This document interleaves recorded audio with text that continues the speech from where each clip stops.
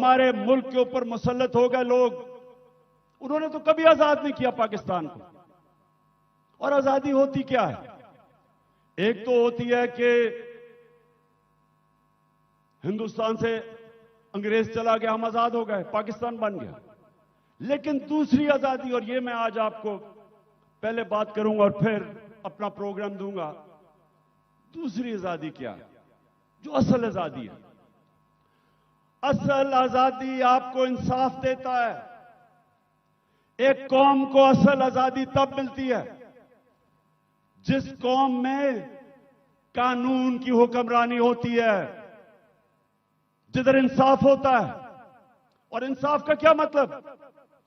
कि जिधर ताकतवर और कमजोर कानून के सामने एक बराबर, जिधर कानून कमजोर आदमी को ताकतवर से तहफ्फुज देता है। जब एक माशरे के अंदर एक मुल्क का कानून एक कमजोर को ताकतवर से तहफ्फुज देता है, वो इंसानों को आजाद कर देता है। और वही आजाद इंसान मुल्क को उठा देते हैं। तो जो आजादी हमें रूल ऑफ लॉ से मिलनी चाहिए थी, कानून की हुक्मरानी से जो आजादी मिलनी चाहिए थी, वो नहीं मिली।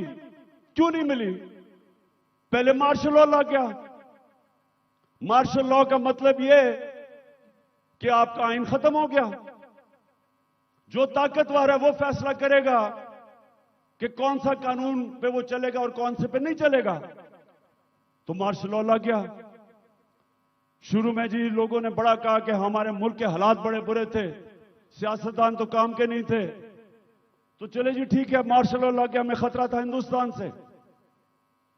उसके बाद जैसे ही पॉलिटिक्स वापस शुरू हुई, हमारी बदकिस्मती यह है कि जो हमारे डेमोक्रेट्स आए, उन्होंने भी कभी कानून की हुक्मरानी नहीं की। वो खुद अपने आप को कानून के ऊपर कर दिया।